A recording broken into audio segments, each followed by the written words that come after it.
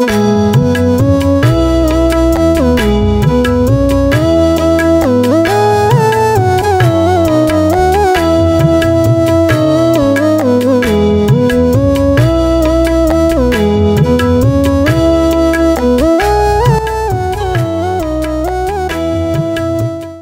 brothers and sisters in the Lord, ప్రభునందు ప్రియమైన సహోదరి సహోదరులారా, today's verse for our meditation is taken from the book of Psalms 84 verse 5. ఈ రోజు మన ధ్యానం కొరకు 84వ కీర్తన 5వ వచనం నుండి తీసుకొనబడింది. Blessed is the man whose strength is in thee, in whose heart are the ways of them. నీ వలన బలమునందు మనుష్యులు ధన్యులు, యాత్ర చేయు మార్గములు వారికి అతి ప్రియములు. This is the second section of Psalm 84. ఇది 84వ కీర్తనలోని రెండో భాగం. The first section is from verses 1 to 4. మొదటి భాగం అంతా కూడా 1 నుండి 4 వచనాల వరకు. In it, the psalmist is describing the journey of those traveling to Zion. ఇందులో కీర్తనకారుడు సియోనుకి యాత్ర చేస్తున్న, ప్రయాణం చేస్తున్న వారి గురించి మాట్లాడుతున్నాడు. And the mention of the early rains in verse 6 points to the time of the year when the feast of the tabernacles was observed. చూడండి, ఆ గుడారాల పండుగ, పర్ణశాలల పండుగ ఆచరించేటువంటి ఆ సందర్భం నుంచి 6వ వచనం నుండి మాట్లాడుతున్నాడు. So the mention of the early rains. కాబట్టి ఆ తొలకరి వర్షము గురించినటువంటి తొలకరి వాన will be there during that feast of tabernacles. తొలకరి వాన గురించిన ఈ ప్రస్తావన అంటే అవి పర్ణశాలల పండుగ కాలంలో ఈ తొలకరి వాన వస్తుంది. So it could have been composed for the use of those making that journey to Jerusalem. కాబట్టి యెరూషలేమునకు ప్రయాణం చేస్తున్న వారిని ఉద్దేశించి వారి కొరకు రచించినటువంటి కీర్తనగా ఉంది. So while this section describes a literal journey to Jerusalem, ఈ భాగంలో అక్షరార్థమైనటువంటి ప్రయాణం, యెరూషలేమునకు ప్రయాణం గురించి రాయబడినప్పటికీ it also depicts that spiritual journey to the heavenly Zion. ఇది పరలోకపు సియోనుకి కూడా ఆత్మ సమాన ప్రయాణం గురించి కూడా చెప్తాం. Because our Christian life is compared with a journey. ఎందుకంటే మన క్రైస్తవ జీవితం యాత్రతో పోల్చబడింది. We are all familiar with how John Bunyan in his Pilgrim's Progress used the idea of a journey to describe a Christian life. John Bunyan అతను యాత్రికుని ప్రయాణంలో ఒక క్రైస్తవుని యాత్రను గురించి చాలా సువివరంగా ఆయన అక్కడ వివరించినాడు. So how we get the energy in our journey? కాబట్టి మన యాత్రలో మనం ఎట్లా బలము పొందగలము? The energy is described in verse 5. 5వ వచనంలో చెప్పబడినటువంటి ఈ బలము, Blessed are those whose strength is in you, in whose heart are the ways of them. నీ వలన బలమునందు మనుష్యులు ధన్యులు, యాత్ర చేయు మార్గములు వారికి అతి ప్రియములు. I suppose they could be regarded as the ways of God. అనుకుంటా ఇవి దేవుని యొక్క మార్గాలుగా కూడా మనం చూడవచ్చు. But the reference of the destination in verse 7 probably indicates that Zion is in mind in verse 5. అయితే 7వ వచనంలో వారి యొక్క గమ్యము యెరూషలేము, సియోనుని దృష్టిలో మనసులో పెట్టుకొని ఈ మాటలు రాస్తుంటారు. There are two questions that arise from this description of the travelers. నుండి ఈ యాత్రికుని గురించిన ఈ వర్ణనలో నుండి 2 ప్రశ్నలు వస్తున్నాయి. First, మొదటిది, how do they obtain divine strength? ఏ విధంగా వారు ఆ దైవ బలము, దైవికమైన బలమును పొందగలరు? And secondly, రెండవది, what are the highways to Zion? చూడండి, ఆ సియోనుకు వెళ్ళే ఆ మార్గం, ఆ రహదారి ఏమిటి? So with regard to the first question, ఇప్పుడు మొదటి ప్రశ్నకు సంబంధించి we can make several observations. ఇక్కడ చాలా విషయాలు మన గమనికలో ఉంటున్నాయి. One is that their sense of the need of divine strength indicates that stop depending on the other sources of strength. దైవికమైనటువంటి బలం యొక్క అవసరత వచ్చినప్పుడు అక్కడ ఇతర వాటి ద్వారా మనం బలం పరచబడాలి అనేటివి విస్మరిస్తాం. When they are talking about divine strength, ఎప్పుడైతే వారు దేవుని యొక్క బలం గురించి మాట్లాడుతున్నారో that indicates that they stopped depending upon other strength. ఇదేమి చూపిస్తా ఉంది? ఇతర వాటిపై, ఇతర బలాన్ని ఇచ్చే వాటిని వాళ్ళు ఆపు చేస్తున్నారు, అక్కడ ఆగుతున్నారు. వాటి మీద ఆధారపడడం లేదు, they stopped. వాళ్ళు దాన్ని ఆగిపోయినారు. Those other sources could be classified as inner and outer, or what they imagined they possessed individually. They may be outer strength or inner strength. All these days they thought they imagined them. ఇంతవరకు కూడా అది బయట నుండి వచ్చిన అంతరంగంలో ఉన్న బలమైన గాని ఇంతకాలం వాళ్ళు అనుకున్నది, ఊహించినటువంటిది. All these days they thought that strength can help them. ఇన్ని దినాలు ఇంతకాలం కూడా ఆ బలమే మనల్ని బలపరిచేదని అనుకున్నారు. But this then leads to another aspect. అయితే ఇది మరొక విషయం గురించి నడిపిస్తాం. Why did they decide that they needed divine strength? వారికి దైవ బలం అవసరము అనేటువంటి తీర్మానానికి ఎందుకు వచ్చారు? What were the tasks that they needed special divine strength for? What they have to do? దేని కొరకు వారు ఈ దేవుని యొక్క బలం పొందవలసింది? And it is possible to avoid the implications of this experience by saying that everyone requires divine strength for to do anything. ప్రతి ఒక్కరు కూడా ఏదైనా చేయడానికి దేవుని యొక్క బలమే అవసరమైంది ఉన్నదానికి ఇంతకు ముందున్నటువంటి ఆ విషయాల గురించి ఇది మాట్లాడతాం. So if we believe that, ఇది గాని నమ్మితే what we do, we say about that occasion when David met Goliath. చూడండి Let us దావీదు think about David meeting Goliath. ఇక్కడ దావీదు గొలియాదుని కలుసుకున్నటువంటి ఆ సందర్భాన్ని ఇక్కడ మనం ఆలోచన చేస్తే Both are having strength. ఇద్దరికి బలం ఉంది. Between those two, which of them had divine strength? ఆ ఇద్దరిలో కూడా దైవ బలం ఎవరికి ఉంది? Goliath, after all, although he did not realize it, he was dependent on God for his breath because God is giving him oxygen.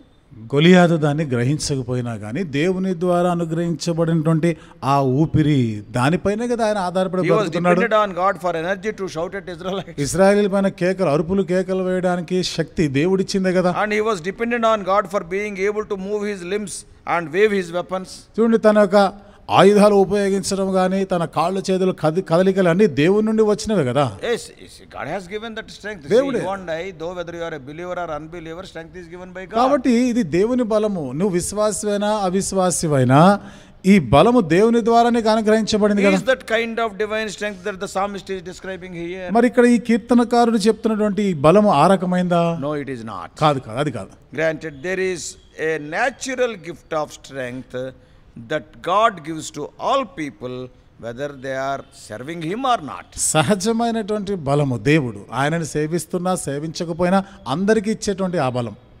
In the world also, లోకంలో కూడా so many strong people are there. చాలా మంది బలవంతులు ఉన్నారు. They are not believers. వాళ్ళు విశ్వాసులేమి They కాదు. are strong means only God has given them strength. ఒకవేళ బలంగా ఉన్నారా అది దేవుడు ఇచ్చిన బలమే కదా. But here the strength is that which he gives to those who are aware of their spiritual weakness on their journey to Zion. ఇక్కడైతే సియోనుకు వెళ్ళే యాత్రలో మేము బలహీనులమని ఎవరైతే గుర్తిస్తున్నారో వాళ్ళకి అనుగ్రహించిన బలం ఇది. When does that understanding begin? ఈ గ్రహింపు అనేది ఎక్కడ It ఆరంభమవుతుంది? commences at salvation, that is conversion.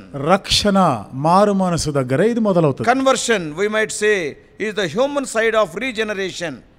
మారు మనసు అనేది మానవ దృక్పథం వైపు చూస్తే మనం పునర్జన్మ. The evidence we can see that a sinner had been reborn.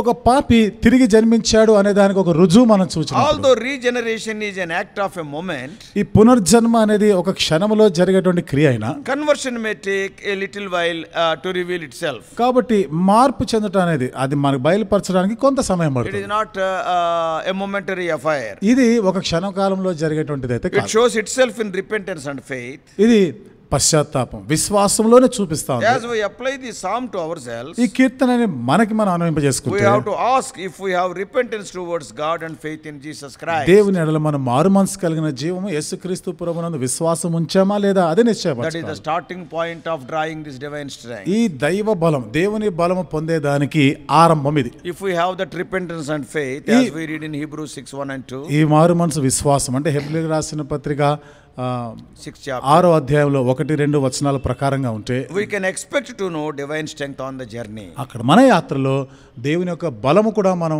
పొందడం ఆశించవచ్చు. మనం So there are two kinds of strength. 2 రకాల బలములు ఉన్నాయి. Both are given by ఈ God. రెండు కూడా దేవుడిచ్చినవే. One is human strength and one is divine strength. ఒకటి మానవ బలము, రెండోది దైవ బలం. So that is we have to understand. ఇది మనం అర్థం On చేసుకోవాలి. the ways to join, we need divine strength. సియోనుకు వెళ్ళే మార్గంలో అయితే దైవ బలం మనకు అవసరం. If we are physically strong, you may climb many mountains. ఒకవేళ నువ్వు భౌతికంగా దృఢంగా బలం కలిగి ఉంటే పెద్ద పెద్ద కొండలు ఎత్తైన కొండలు ఎక్కగలవేమో. But in the time of need, it is not useful. కానీ మనకి ఆ అక్కర ఉన్నప్పుడు అది మనకి అవసరంలో మనకు అదేం సహాయపడేది కాదు. Outwardly looking, David is weak. బయటికి వెలుపటికి అయితే దావీదు మాటకు వస్తే బలహీనుడు ఆయన. Yeah, that's what Goliath is also telling. అదే గొలియాదు చెప్పిన మాట కూడా. Who is this boy? ఈ పిల్లవాడు ఎవరంటాడు. So physically he may be weak, భౌతికంగా బలహీనుడే కావచ్చు, but his strength is derived from God. కానీ తనకున్న బలం అనేది దేవుని యొద్ద నుండి పొందినది. So this leads us to consider the second question: what are the highways of joy? కాబట్టి ఇది మనకి రెండవ ప్రశ్నకి నడిపిస్తా ఉంది. మరి ఆ సియోనుకు వెళ్ళే మార్గములు ఏమిటి?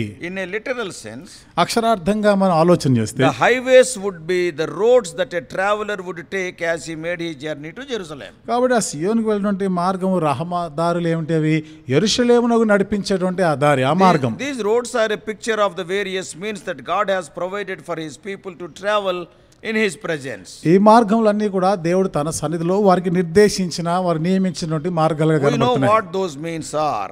ఏమిటి దాని అర్థం ఏమిటిదో మనకు తెలుసు. What are those ways? ఏమిటి ఆ మార్గాలు? One is prayer, ఒకటి ప్రార్థన, one is Bible reading, మరొకటి బైబిల్ చదువుట, and Bible meditation, బైబిల్ ధ్యానం చేయటం, attending worship services. ఆరాధన fellowship, రావడం, సహవాసం, Lord's Supper. ప్రభు భోజనం, All these are పాలలో highways పాల్పొందడం, to Zion. ఇవన్నీ కూడా సియోనుకి వెళ్ళడానికి మార్గాలు ఇవి. One intriguing aspect if those means is that they provide strength.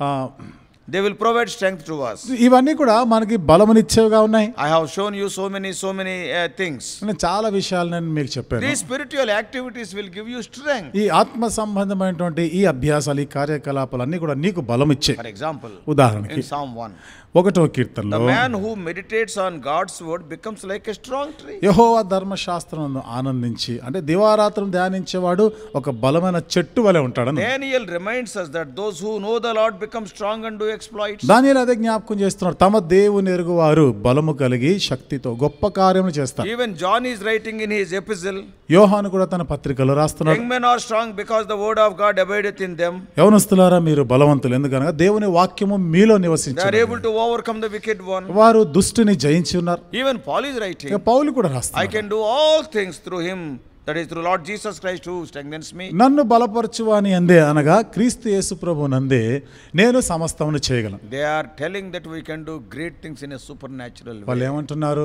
సహజతీతమైన రీతిలో గొప్ప కార్యాలను చేయగలం. Let it be David in Psalm 1.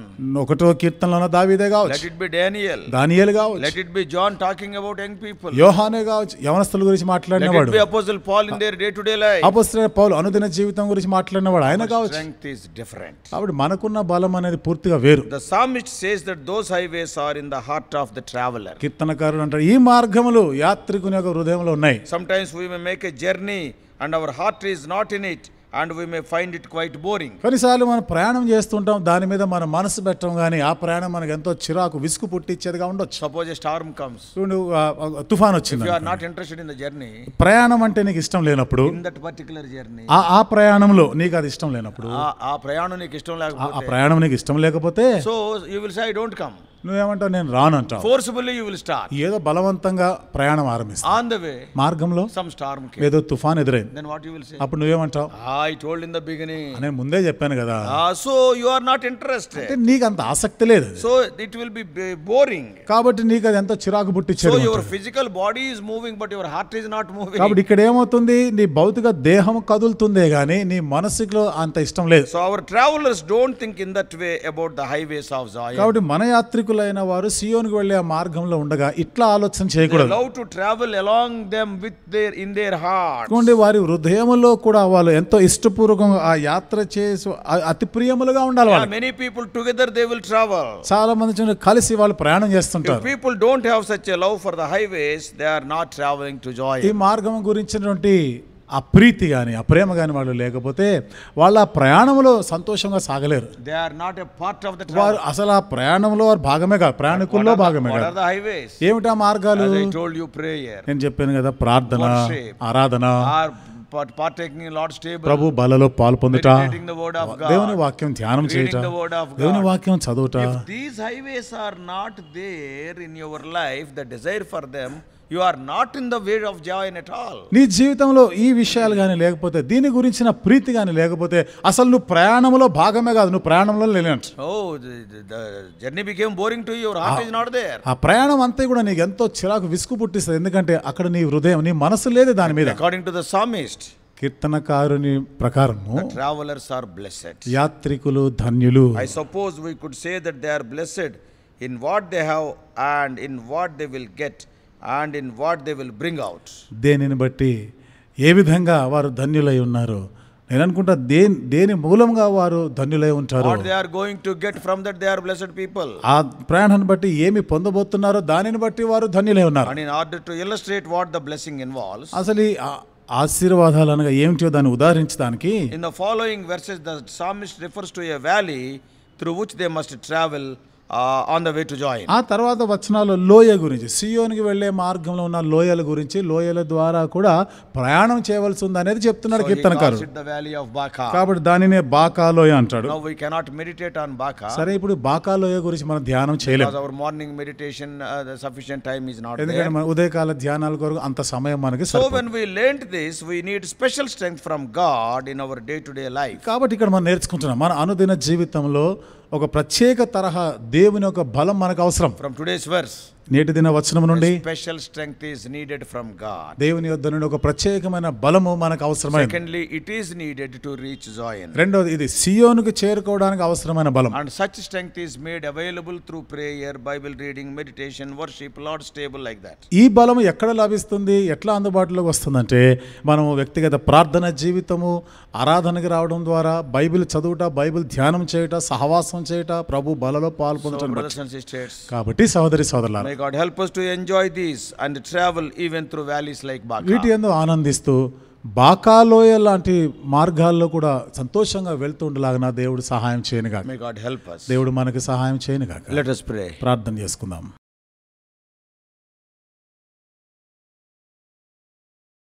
Loving Heavenly Father, ప్రేమగల మా పరలోకపు తండ్రి, our gracious God, కృపగల మా దేవా, Lord, we thank Thee for Psalm 84. 84వ కీర్తన బట్టి వందనాలు In చెల్లిస్తున్నాం. our travel, O Lord, we need Thy strength. మా యాత్రలో మీ బలం మాకు అవసరమైంది. Goliath may be outwardly strong, గొలియాతు బాహ్యంగా ప్రభు ఎంతో బలముగా ఉండొచ్చు, but David, కానీ దావీదు O మాటకు వస్తే Lord, we all know his strength is derived from God because he told, I am coming in the name of the living God of Israel. తనకున్నటువంటి బలం అంతా కూడా దేవుని నుండి వచ్చినదే. ఎందుకనగా జీవము గల యెహోవా నామమును బట్టి, యెహోవా పేరట నేను నీ యొద్దకు వస్తున్నానని చెప్పాడు కాబట్టి. Thy name has become his strength. ప్రభు నీ నామమే దావీదునకు బలమైనది. And also we have seen the highways to Zion. ప్రభు సియోనుకు వెళ్ళే మార్గాల గురించి కూడా మేము చెప్పుకున్నాం. What we have to possess. ప్రభు మేము ఏది సంపాదించాలి? Prayer life, ప్రార్థన జీవితం, reading the word of God, దేవుని వాక్యం చదువుట, meditating the word of God, దేవుని వాక్యం ధ్యానం చేయుట, Worship. ఆరాధన చేయుట, and also, O Lord, Lord's table. ప్రభు బలలో పాల్పొందుట, All these will make us strong in our journey. ఇవన్నీ కూడా మా యాత్రకు బలమునిచ్చేవి ఉన్నాయి. Speak to us more and more. దేవా మాతో ఇంకా అధికముగా Help us మాట్లాడండి. not to miss these things. ఓ ప్రభా, ఈ విషయాలు పోగొట్టకుండా సహాయం చేయండి. Lead us throughout this ఈ day. దినమంతటి కొరకు మమ్మల్ని We నడిపించండి. do pray in the mighty name of our Lord and Savior Jesus Christ. మా ప్రభువును రక్షకుడైన యేసుక్రీస్తు వారి శక్తిగల నామంలో ప్రార్థించి వేడుకుంటున్నాము తండ్రి. Amen.